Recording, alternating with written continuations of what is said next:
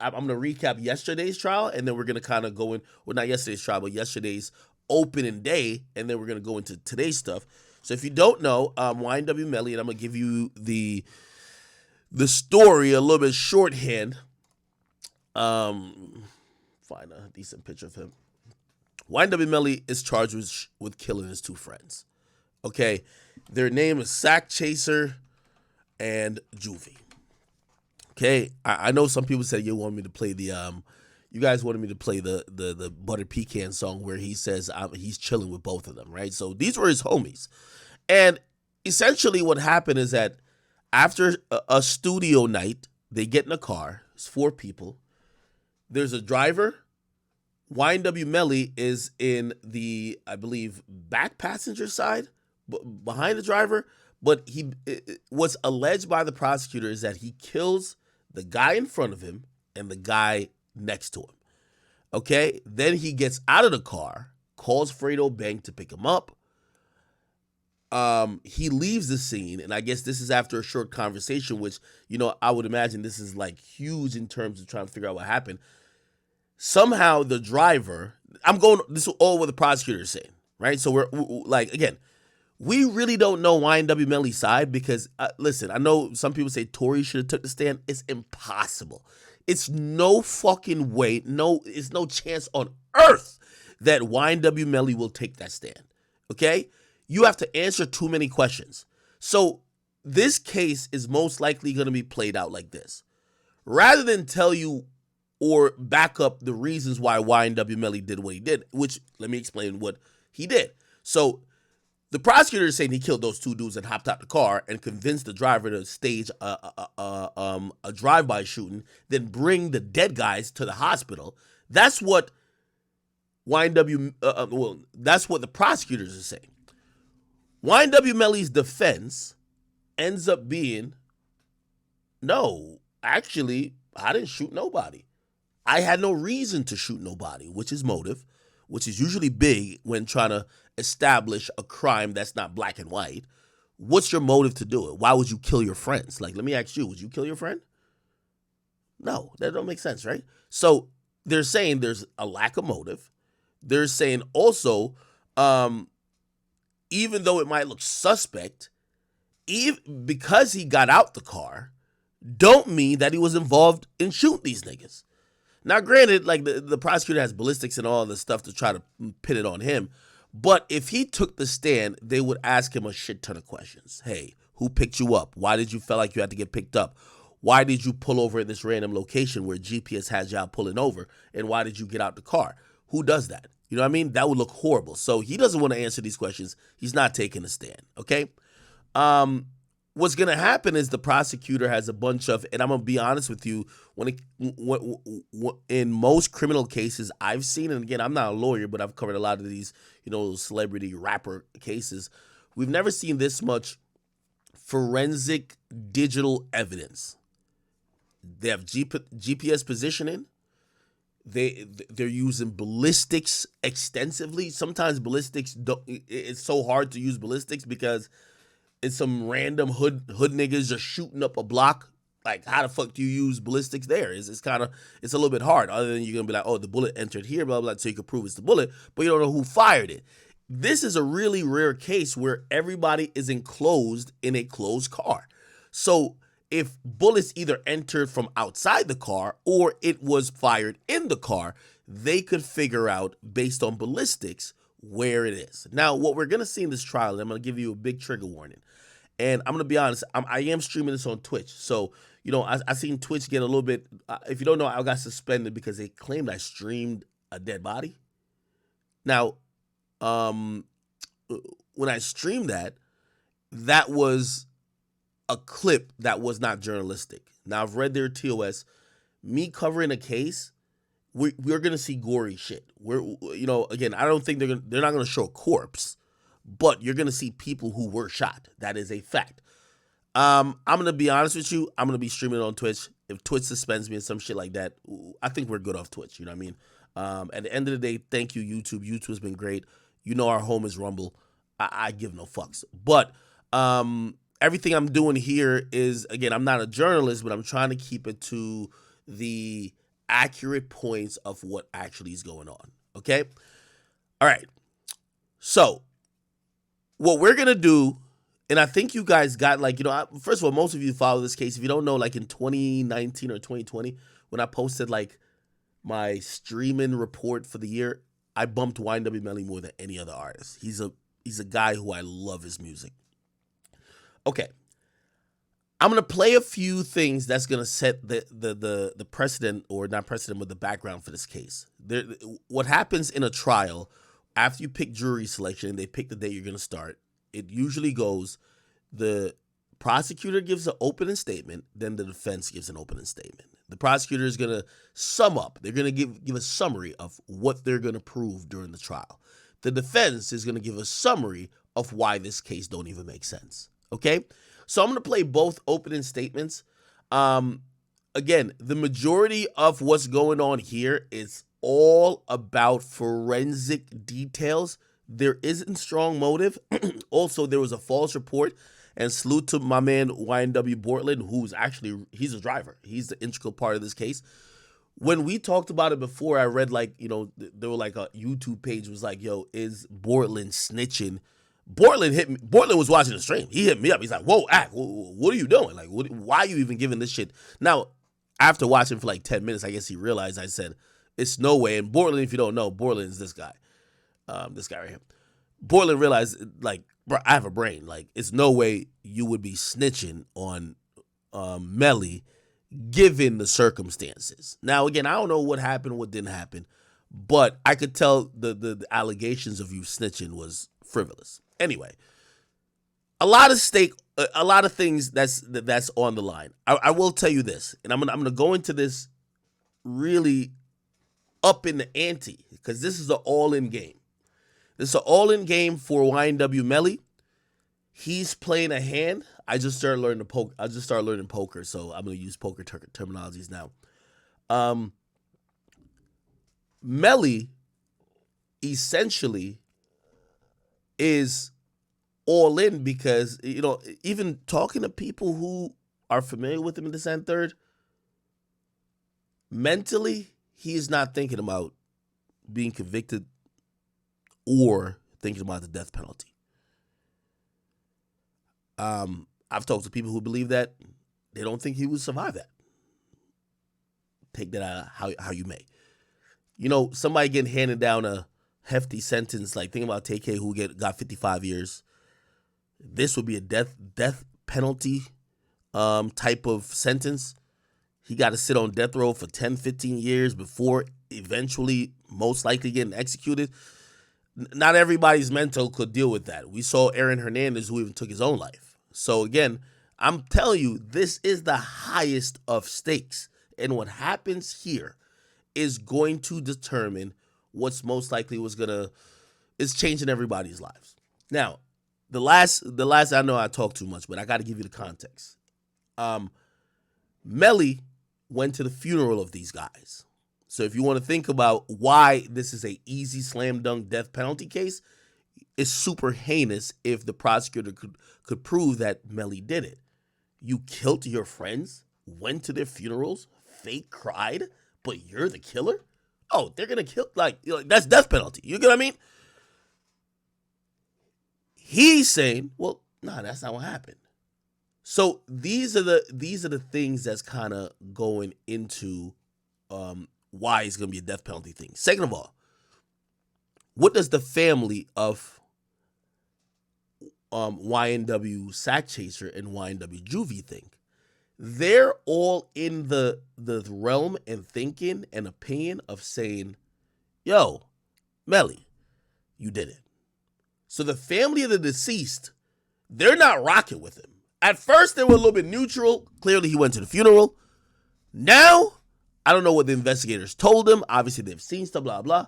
They believe that YNW Melly killed those two guys. So the family of those guys, they're against YNW Melly. I'm telling you that because it's court politics, right? So you're going to have the family of the deceased show up, just like how X's mom showed up to make sure there was justice for her son. The family of the two guys who are Melly's friends, they're showing up hoping he gets convicted. Obviously, his mom that we all know, His manager, his cameraman, like everybody who's fucking with him is gonna show up on his side, but it's gonna be a tense atmosphere. This is the ultimate Friends turned fatal. Okay, I think I've given enough. We're gonna recap what happened yesterday. Okay, and thankfully we could just go to a quick. Well, it's not gonna be quick, so it's gonna take about 30 minutes. But this is why I did this early. So if y'all need to go get some coffee, I know some of y'all at work, just plug your headphones in. If you're just waking up, it's all good. Just leave the phone on the bed with me talking, or you can hear it, whatever. We're gonna play the prosecutor opening statement. Now, the reason why I'm gonna play the prosecutor first is this. The prosecutor, let me see if I can find it. Okay, here it is. The reason why I'm gonna play the prosecutor opening statement first is because since Melly defense is saying, I'm not telling y'all about what happened last night or that night, right? And some people might be like, oh, he's a gangster. So even if somebody did kill his friends, why would he go to court and be like, yeah, we got nah, like some people think that's snitching. So he's playing the, I'm not telling y'all shit what happened. The prosecutor is like, all right, we already got a theory of what happened. You killed him. So he's going to lay this out. And I think it's a she, actually. Let me play it. By the way, I'm going to be fielding any super chats, any like messaging in the Rumble chat or even YouTube while we're playing this shit, okay? Good morning, ladies and gentlemen. Good morning. On October 26th of 2018, this defendant shot and killed two of his friends. He killed Christopher Thomas and Anthony Williams. So, ladies and gentlemen, I'm going to set out the story and how this unfolded and lay out what I expect the evidence will show during the course of this trial. First thing you are going to hear is that at 4:35 a.m. on October 26th of 2018, Cortland Henry, the co-defendant, shows up at Memorial Miramar Hospital. In his car, he has two dead bodies. In the front passenger seat is Anthony Williams. In the rear passenger seat is Christopher Thomas. They are dead, they are riddled with bullets, and the car is full of blood. Christopher Thomas is sitting in the rear. There is multiple defects to his body.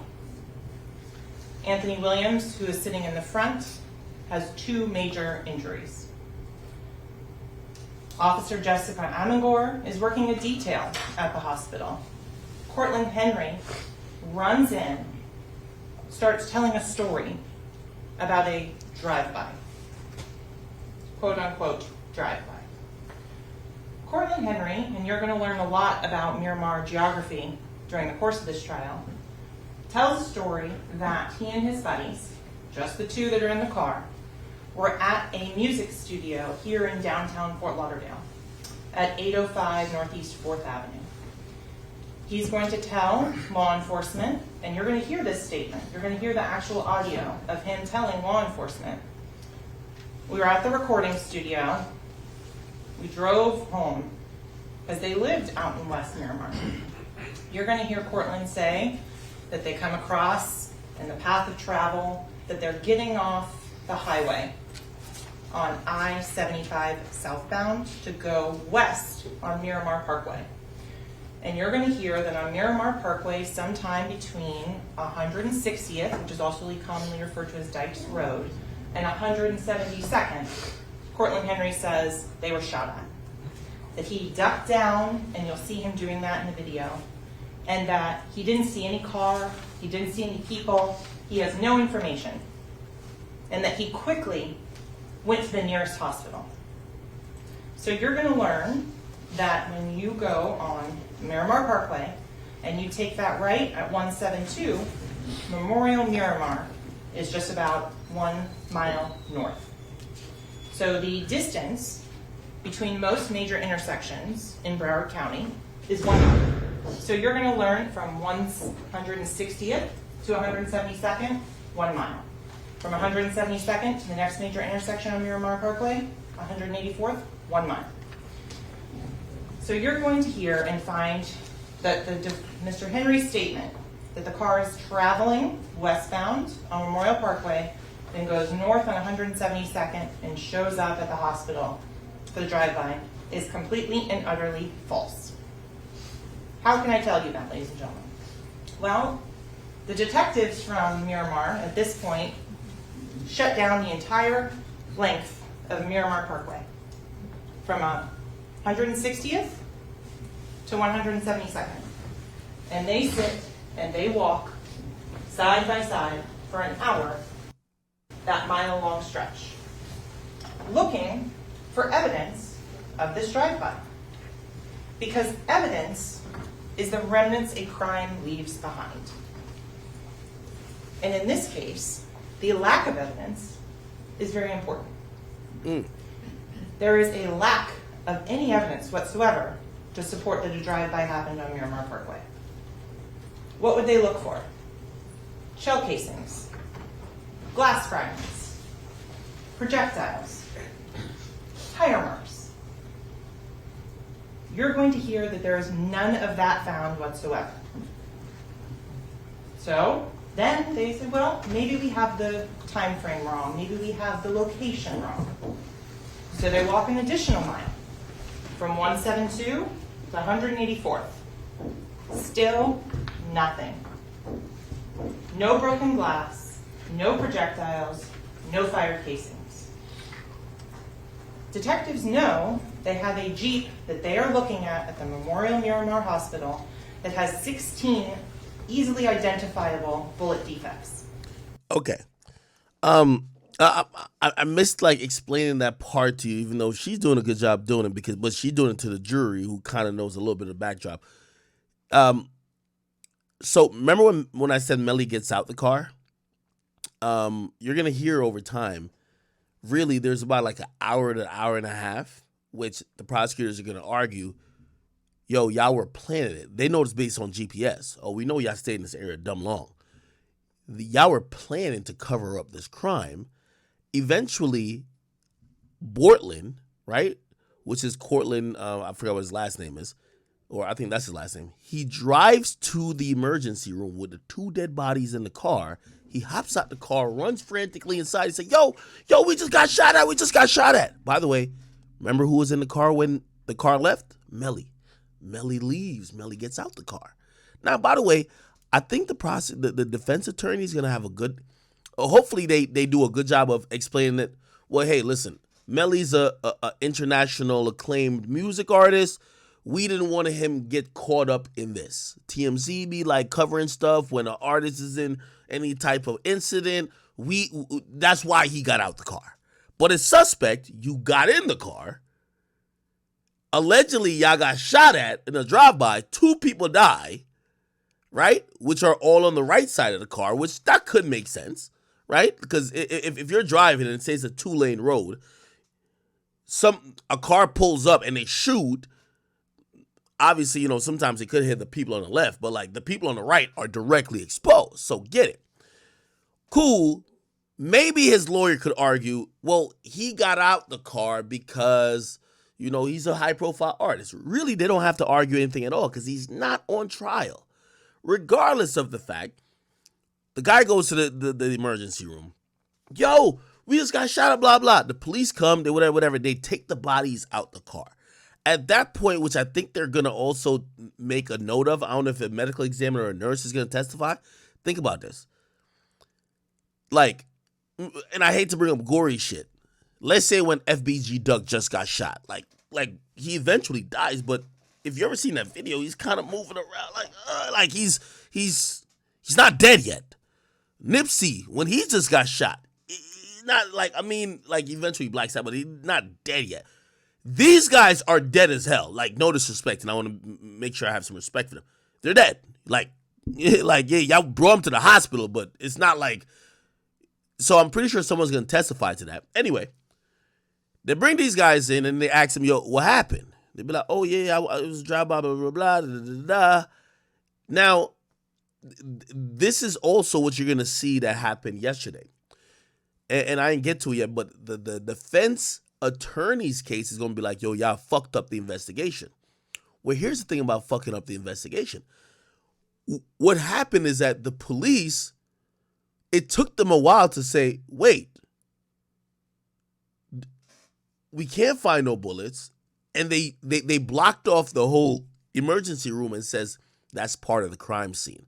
So essentially, if they died in the vehicle and you drove the vehicle to the hospital, you drove partially part of the crime scene to the vehicle, and that's where shit got ramped up. The defense is going to try to use it to say, well, y'all didn't know what was going on initially. Y'all did some fucked up shit to try to do some other shit. You're going to hear it. And I'm sorry if I'm giving you spoilers, but I had to give you that piece that he does drive the bodies to the hospital. Here we go. That has a broken out rear view window and 2 broken side windows on the passenger side. Things aren't adding up. Wait, what did she say? Things aren't adding out rear view. So there's a broken out rear view window. Okay. And 2 broken side windows on the passenger side. Which car has 2 side mirrors on the passenger side? Am I tweaking? How's there 2 side mirrors on the passenger side? If you don't know what a side mirror is, I'm drinking, but I know I ain't tweaking like that. Side mirror car. If you don't know what that is, it's going to be this. How would there be 2 of these or 2 of these on the fucking passenger side? Somebody says an SUV. Oh, okay. Okay, somebody says, they're talking about the window itself, not okay, that's me. This is a side view mirror, right? So this is a side view mirror, which is just usually only 2 in a car. I guess she's talking about side windows. I don't know if she said it wrong. I'm hearing wrong. I'm a little drinking. It's all good. Let me make sure I run it back. I got to play detective too. You feel me? I got to, Melly my mans, even though this case look crazy. Melly my mans. I'm trying to, let me see.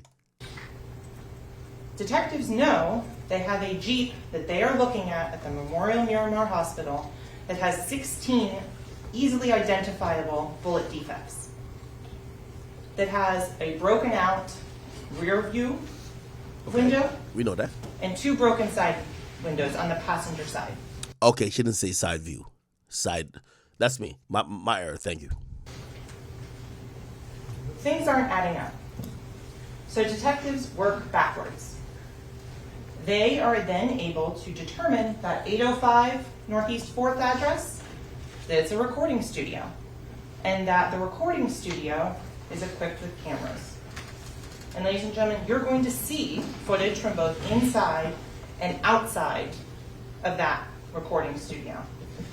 You're going to learn that on the morning of the 26th at approximately 1 p.m., detectives went out to the recording.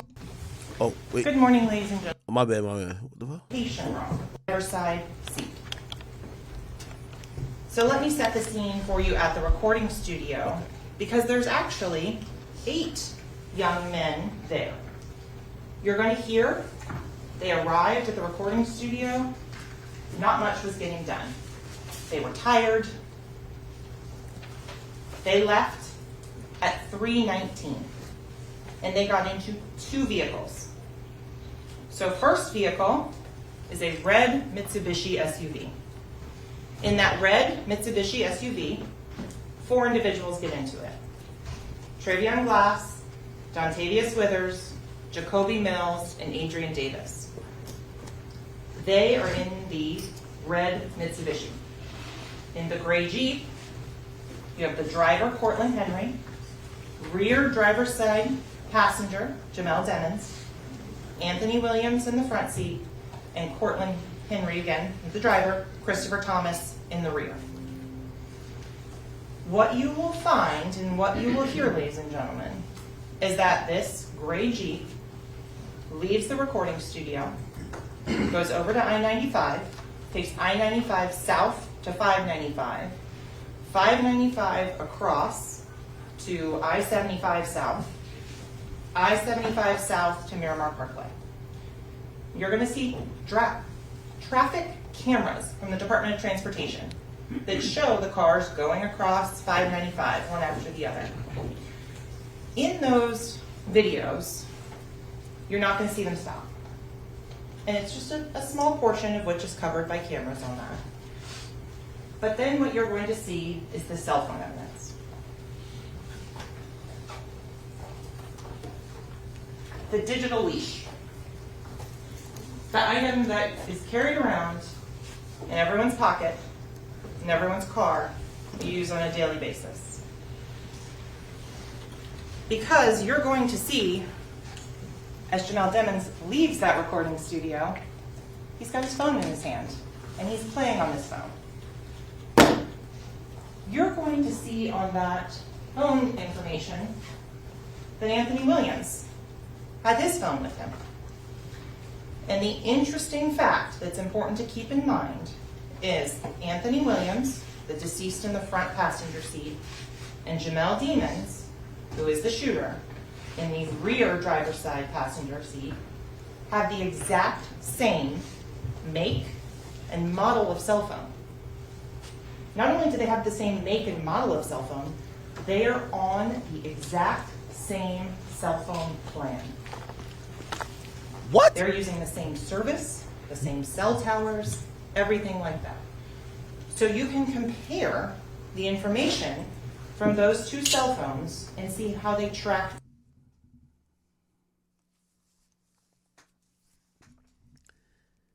You can't smoke a nigga who's on the same family plan as you. That's crazy. No, that's crazy. No, that's crazy. No, that's crazy. What the fuck? You can't smoke the nigga who's on the family plan. It's not how you get him off. Nah, no fucking way. You can't smoke the nigga who's on the family plan with you. You know how they be like, yo, listen, for $9.99 you could get another line. I'd be like, oh, that's kind of cool. You get a new number and a new phone, $9.99? What the fuck? Ain't no fucking way. Together. Christopher Thomas, who's the deceased in the rear passenger seat, he had an iPhone as well, and he was on the Sprint service at the time. In the other car, that red Mitsubishi, Dontavius Withers also had a Sprint service cell phone. Hold on, I'm gonna Google some of these names for y'all. Dontavius Withers, because we don't know we don't know nothing about anybody else who was there other than the guys in that car. I'm probably spelled Withers wrong. We're gonna learn more. We're gonna learn more. Let's go. So, ladies and gentlemen, you have individuals in two cars and all of the cell phone tracks together, going across 595, going until they get to Miramar Parkway and 184th. At 184th, the red Mitsubishi goes south, and you will then see it at 3:50 a.m. going through the guard gate at Sunset Lakes.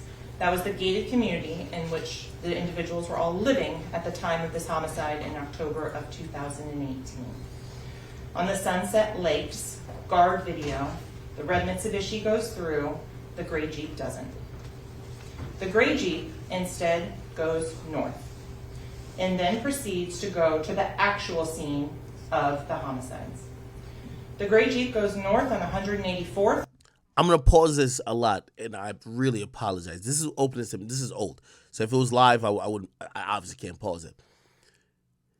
I've looked into this case a lot. She's telling shit we didn't know. So they literally drove home. So they're all staying in this big apartment complex. They drove home. One of the cars go into the complex. The car, which I guess that's why the driver was charged, right? The driver is charged because if y'all drove home, why didn't you just drive into the place where y'all live at? One motherfucker went in there. You didn't go there. So it almost made it seem like you drove to somewhere else that these guys could get killed. Or maybe they got a call.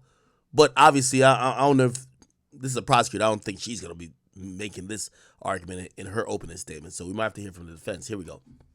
Up to Pines Boulevard.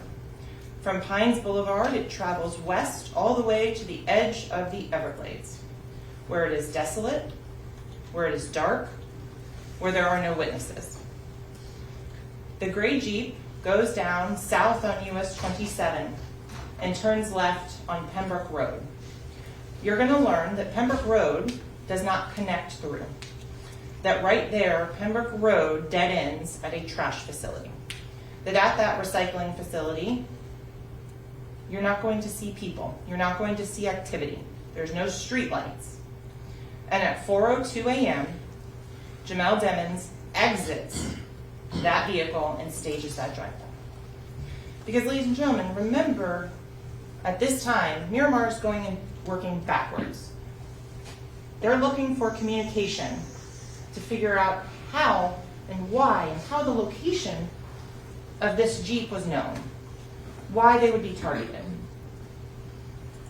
At that point, there is no communication. You're not going to see any sort of phone calls, any sort of text messages going out, setting up any sort of meeting at the edge of the Everglades at 4 in the morning.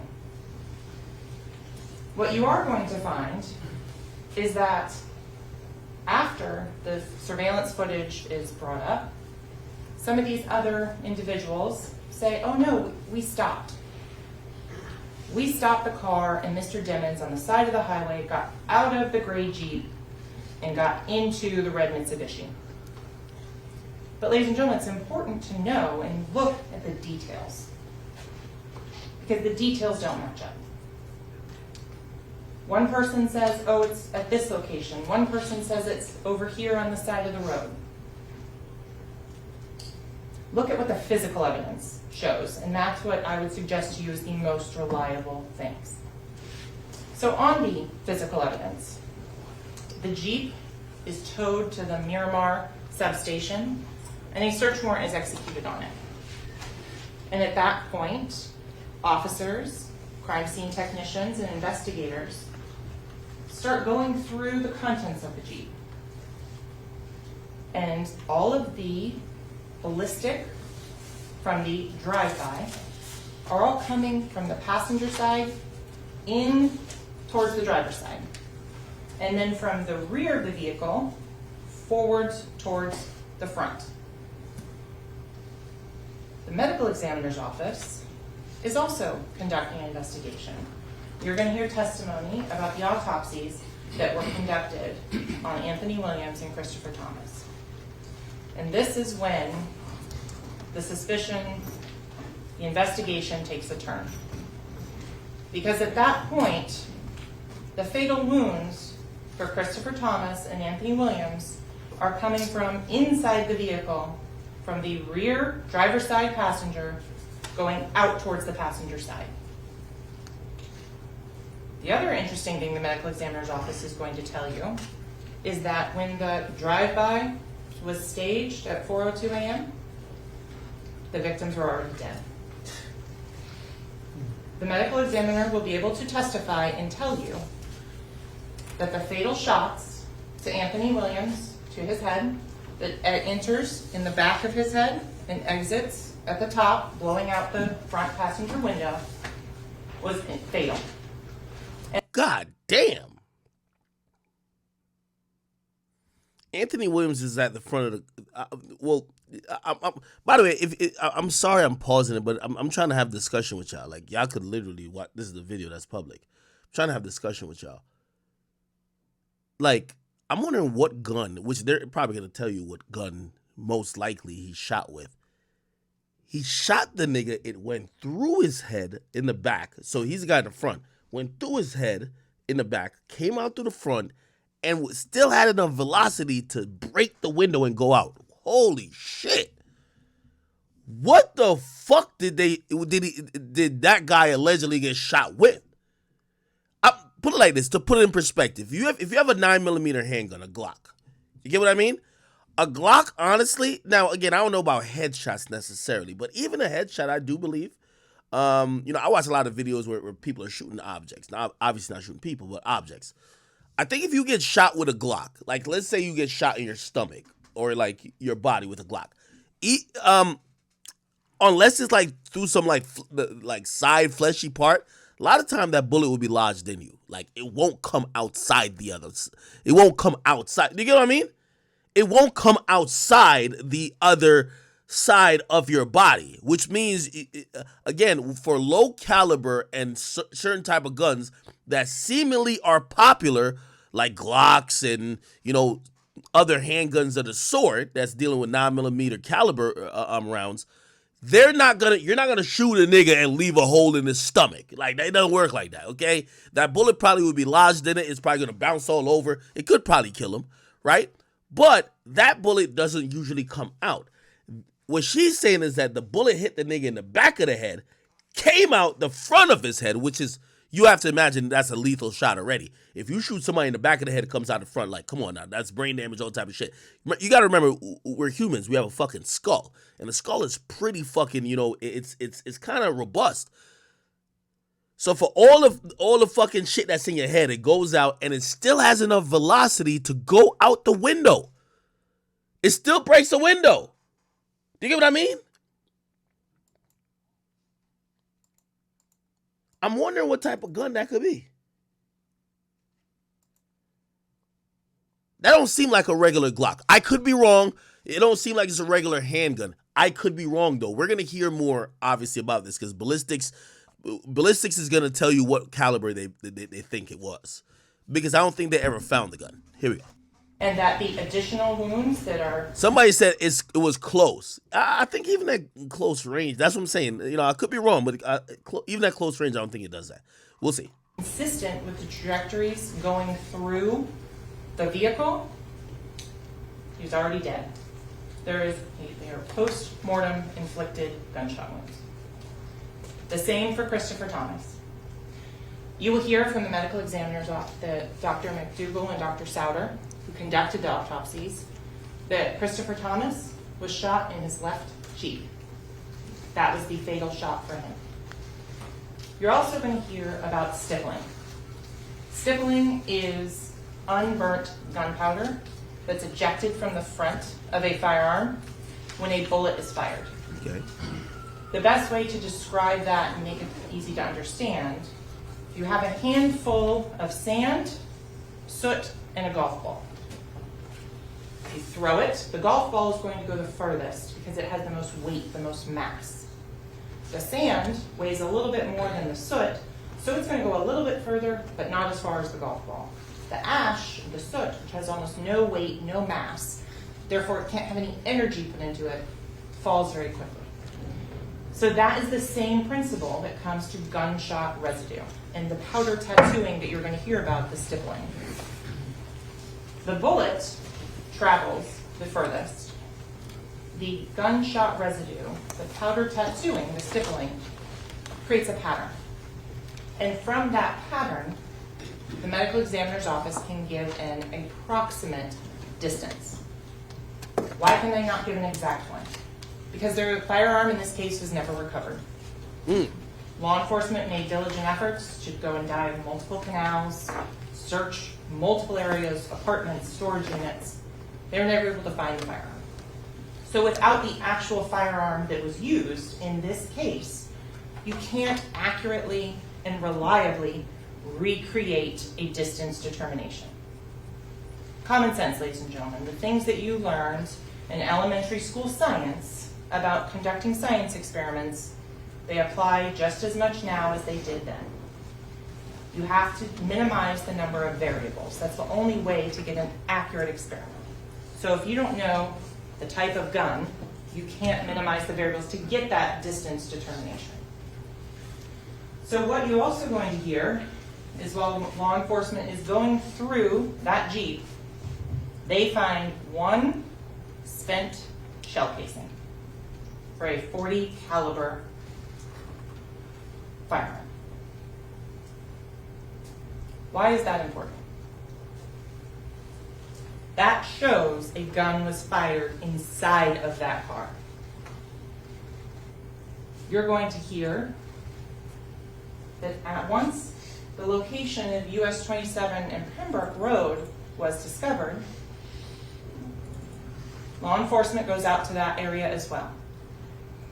And there they locate an additional 8 shell casings, .40 caliber.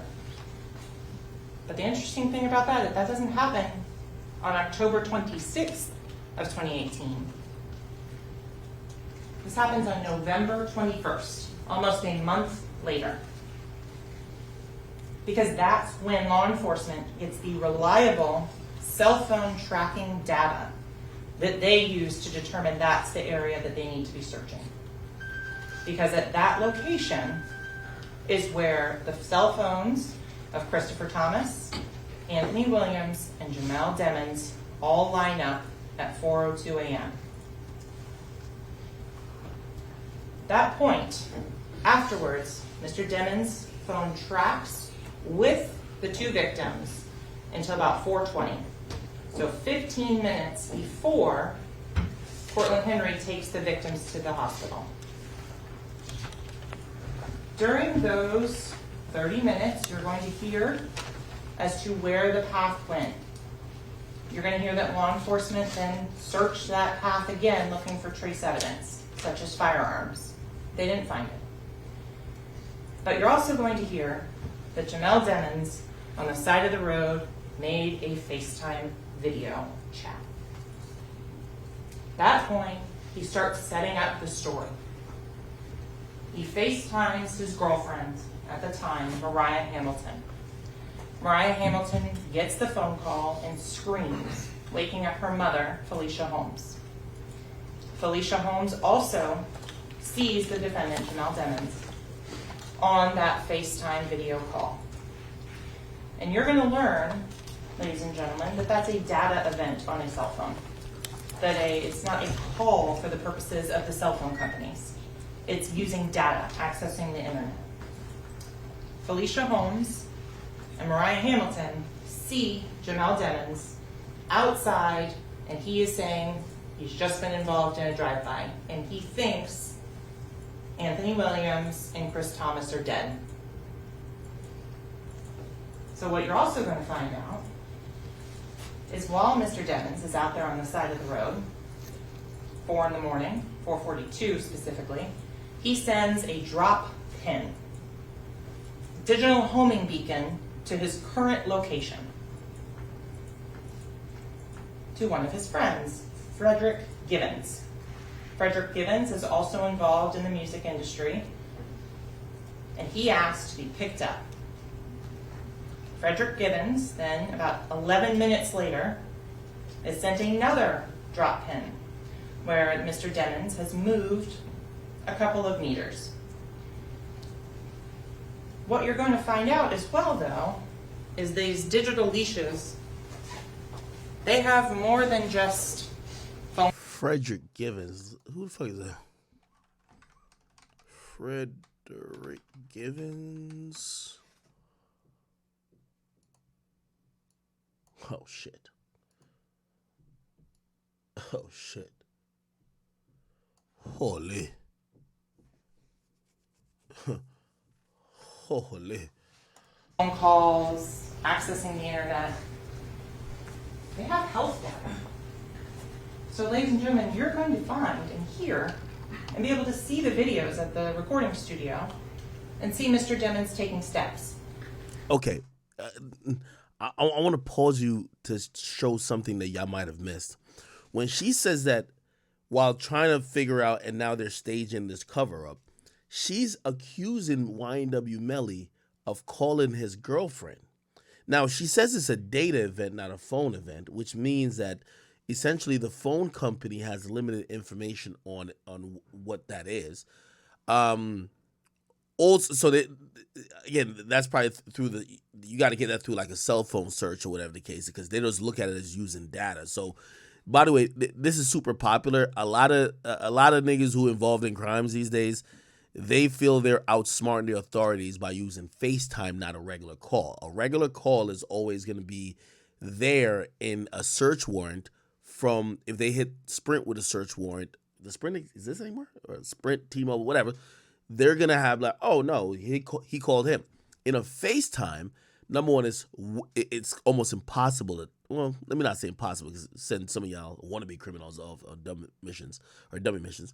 It's harder to tap a FaceTime, and it's harder to track. So a lot of people use FaceTime. So they're saying he did a FaceTime, right? And the reason I'm saying this, I think she's kind of showing her cards or angling a little bit. She says, well, he did a FaceTime, which is pretty much hard to track, and he FaceTime his girl, and while he's on the phone with his girl, the girl's mom sees it. What does that tell you? If she's not getting this info from the cell phone company, clearly she interviewed the girl and the mom. So his former girl and her mom at some point must have gave some information. They probably weren't trying to snitch on him, but they probably was like, oh, nah, yeah. Jamel, which is YNW Melly. Yeah, he called us. He said he was in a drive-by. I was like, oh, where he was in a drive-by? Whatever. What happened? Oh, yeah, when he called me, I was like screaming. I was like, oh, my God. And then my mom woke up and blah, blah. It tells you already that they're getting that info from the other witnesses, which is, or not really witnesses, but they were called by Melly. Let me keep going. Lo and behold, look at the health activity data, a pedometer, a step counter, that's what it is. 70 steps. Then you're going to see at 4:02 a.m. another 70 steps. Then at 4:42, the time frame in which he's sending that drop pin to 4:53 a.m., you're going to see 1,397 steps. You will see this Nigga, this shit sound like a Fitbit. Nigga, how the fuck does it know how many steps you taking? data showing the defendant had the phone and was using it. Oh, shit. Hey, this cell phone right here is like it's the biggest help when people are trying to do some shit, but it fucks you up.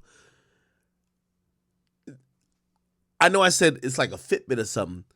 Hey, you know, so in the mornings there's like trail of woods like kind of by me. I'll like walk out there. I haven't done it recently, but you know, when I have like a friend or whoever like that's close to me that comes over, we'll like just go over there, right? And when I go there, just having the cell phone alone in my pocket, like I try to get like 10 to 15,000 steps. This motherfucking phone will tell me, like you go in the health app. So if you go in the health app, it'll tell you how many steps you've taken with the phone in your possession. This shit's spooky. Now, granted, that's supposed to, like Apple put it in and say, oh no, it's in case you want to monitor how many steps you're taking for the day. You know what the police could do? Well, we think you killed a nigga at 8 a.m. Let's see how many steps you took before you made that call at 9 a.m. You took 1,000 steps. Now we could create a perimeter of where you were. So in reality, it just shows you how every time people feel, like, number one, new technology hurts all criminals, but also new technology could be reverse engineered to help police, because Apple didn't put the fitness app and these things that track your steps to fucking get you caught up with the cops. They put it on there in case you want to be one of these healthy motherfuckers. You feel me? However, the cops get a search warrant on your phone. They go in your health app, or they go in whatever app that's going to be managing your fucking steps and cardio. You know what I mean? Like, I heard a joke before that somebody was like, yo, they share there's something called like either MyFitnessPal or like some Fitbit shit with their significant other, and they could tell that the motherfucker was cheating on them. Would be like, yo, nigga, how at 3 a.m. you burn 800 calories? The fuck you got going on? Nigga was fucking. You feel what I'm saying? So again, it just kind of shows how, you know, this whole case, and I know a lot of y'all want me to shut up, but some people want context. This entire case is a prosecutor using digital footprints and digital evidence against them. They're using toll booth cameras. They're using toll booths in the sense of they scan every license plate. They're using GPS positioning by the phone. They're using other people's shit. So they're triangulating. Like, this is the most technical case I've ever seen. Nipsey's case, X's case, any of these cases, I've never seen them go so much in detail in proving. And maybe it's because the person they're trying to charge is saying he was never there. So they have to use all this stuff. You know, so they probably have this at their disposal all the time. But the reason why they got to use this against Melly was saying, I wasn't there. So, ladies and gentlemen, one of the things that I have to prove is the defendant committed the crime. And to do that, I know I'm playing day one. I want to play the opening statements. By the way, I watched it personally. So they're going to play a bunch of witnesses and like experts who are gonna attest to what happened at the hospital, we could skip them, and then we'll get to the live shit. So like, give me about an hour or so, because I gotta play the defense opening. I'm gonna get to the live shit of day 2. This is day 1. This is opening statements, but opening statements is a summary of what's gonna happen. So that's why I'm playing it. The state intends to show the evidence that the phone was there at the murder scene, and there were no other phones there. There is no one else out there at 4 in the morning. So to do that, the state has to convince each and every one of you that this was the phone of the defendant. You'll see in the messages and the contents of those messages him identifying himself. This is Melly, giving out that phone number to multiple people as being his phone number, 772-713-9807. And to further prove that, the state is going to show you the Instagram, the Facebook, the Snapchat. Because contrary to popular belief, Snapchat doesn't disappear. And detectives were able to write a search warrant and get contents of Snapchat. And there are things that are there, and there are things that are not. And so, ladies and gentlemen, specifically, the Instagram, the defendant, during the course of the months of October of 2018 through December of 2018, gives out his phone number 15 times. Says, this is me, and all during the same time frame of October 26th of 2018, he's giving out that phone number. So one of the other elements that you heard about initially was that this was committed by a criminal gang member in furtherance of a criminal gang. So what you will learn from the evidence, from the Instagram, from the private messages, was that Jamel Demons is a member of the G Shine Blood set. This is not a stage personality. This is not an actor that's playing a character. This was his real life. Ladies and gentlemen, you will see that as soon as October 24th, 2 days before the homicide, Jamel Demons is learning the oath of loyalty to the G Shine Blood set. You're going to see things in these messages that will be indicative of blood membership. For example, anytime a word would normally be spelled with a C, as in Charlie, they don't use that. They replace it with the letter B. Barley? So instead of saying, I'm at the crib, they say, I'm at the brib. Why, ladies and gentlemen? Because C is associated with cribs. B is for bloods. So if you look through all the messages, you will notice time and time again, Jamel Demons is dropping C's and using B's. And you're going to see I'm at the brib? pictures, you're going to see videos of the defendant doing something called stacking, which is a way to show a gang affiliation and to broadcast it to the world. And this is not just in music videos. This is not just in lyrics, because we're not going to get into that. That's artistic expression. That's not why we are here today.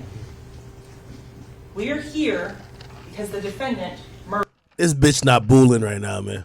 murdered 2 individuals. So in summary, the last thing I want to tell you that the evidence will show is that in the Instagram, because the defendant had a moderate social media following at the time of these events, Objection, Your Honor. That nigga was a star. people are reaching out to him. Some fans, some friends, some associates. You'll see on October 26th, after about 8 a.m. in the morning, Eastern time, multiple messages are coming in. Messages are coming in from individuals checking to see if he's okay, if he's been injured in this drive-by. If it's true that Anthony Williams, who's also sometimes referred to as Sack, and Chris Thomas, who is referred to as Juvie, are really dead.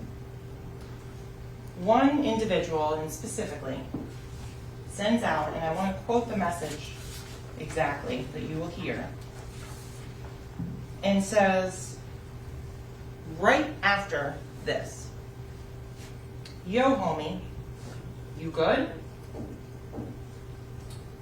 Let me know something." And so, ladies and gentlemen, this is where context matters. What does that mean? If you work at Google and you say, "My whole floor is coding," that's a good thing. If you work at Broward General Hospital and you say, "My whole floor is coding," that is a bad thing. The context around the messages matters. So in the context of this message, this individual is reaching out, asking if Mr. Demmons is good after he's been tagged in multiple social media posts about this drive-through, this shooting. And Mr. Demmons responds very succinctly, "I did that." Shh. Ladies and gentlemen, at the conclusion of the evidence, the state is confident that you will find the defendant guilty as charged of the first-degree murder of Christopher Thomas and Anthony Williams. Thank you. God damn. Okay, so that's the prosecutor opening statements. Let me see if I can get the defense.